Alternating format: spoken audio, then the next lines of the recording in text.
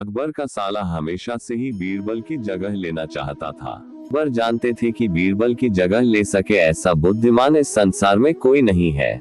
भी जोरू के भाई को वह सीधी ना नहीं बोल सकते थे। ऐसा करके वह अपनी लाडली बेगम की बेरुखी मोल नहीं लेना चाहते थे। इसलिए उन्होंने अपने साले साहब को एक कोयले से भरी बोरी दे दी और कहा कि और इसे हमारे राज्य के सबसे मक्कार और लालची सेठ दमरीलाल को बेचकर दिखाओ। अगर तुम यह काम कर गए तो तुम्हें बीरबल की जगह वजीर बना दूंगा।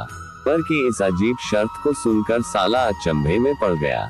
वह कोयले की बोरी लेकर चला तो गया, तो उसे पता था कि वह सेठ किसी की बातों में नहीं आने वाला, ऊपर से वह उल्टा उसे ही चूना लगा देगा। वह भी यही सेठ दमरीलाल ने कोयले की बोरी के बदले एक ढेला भी देने से इनकार कर दिया। साला अपना सा मुंह लेकर महल वापस लौट आया और अपनी हार स्वीकार कर ली। अकबर ने वही काम बीरबल को करने को कहा। बीरबल कुछ सोचे और फिर बोले कि सेठ दमरीलाल जैसे मक्कार और लालची सेठ को यह कोयले की बोरी क्या, मैं सिर्फ कोयले का एक टुकड़ा ही 10,000 रुपए में बेच आऊंगा। यह बोलकर वह तुरंत वहां से रवाना हो गए। सबसे पहले उसने एक दर्जी के पास जाकर एक मखमली कुर्ता सिलवाया, हीरे मोती वाली मालाएं गले में डाली, महंगी जूती पहनी और कोयले को बारीक सुरमे जैसा पिसवा लिया। फिर उसने पिसे कोयले को एक सुरमे की छोटी चमकदार डिब्बी में भर लिया।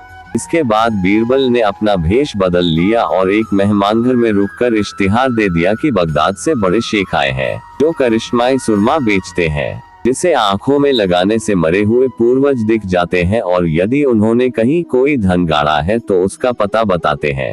यह बात शहर में आग की तरह फैली। सेठ दमरीलाल को भी ये बात पता चली।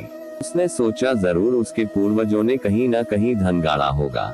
उसने तुरंत शेख बने बीरबल से संपर्क किया और सुरमे की डिब्बी खरीदने की पेशकश की। शेख ने डिब्बी के 20,000 रुपए मांगे और मोल भाव करते करते 10,000 में बात तय हुई। पर सेठ भी होशियार था। उसने कहा, मैं अभी तुरंत ये सुरमा लगाऊंगा और अगर मुझे मेरे पूर्वज नहीं दिखे तो मैं पैसे वापस ले लूंगा। बीरबल बोला, बिल्कुल आप ऐसा कर सकते हैं। चलिए शहर के चौराहे पर चलिए और वहाँ इसे जांच लीजिए। सुरमे का चमत्कार देखने के लिए भीड़ इकट्ठा हो गई। तब बीरबल ने ऊंची आवाज में कहा, ये सेठ अभी ये चमत्कारी सुरमा लगाएंगे और अगर ये उन्हीं की औलाद है जिन्हें ये अपना माँ बाप समझते हैं तो इन्हें इनके पूर्वज दिखाई देंगे और गड़े धन के बारे में बताएंगे। लेकिन अगर आपके माँ बाप में से किसी ने भी बेईमानी की होगी और आप उनकी असल औलाद नहीं होंगे तो आपको कुछ भी नहीं दिखेगा। और ऐसा कहते ही बीरबल ने सेठ की आंखों में सुरमा लगा दिया। फिर क्या था, सिर खुजाते हुए सेठ ने आंखें खोली।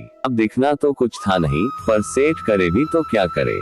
अपनी इज्जत बचाने के लिए सेठ ने 10,000 बीरबल के हाथ थमा दिए और मुंह फुलाते हुए आगे बढ़ गए। बीरबल फौरन अकबर के पास पहुंचे और रुपये थमाते हुए सारी कहानी सुना दी। अकबर का साला बिना कुछ कहे अपने घर लौट गया और अकबर बीरबल एक दूसरे को देखकर मंद मंद मुस्काने लगे। इस किस्से के बाद फिर कभी अकबर के साले ने बीरबल का स्थान नहीं मांगा।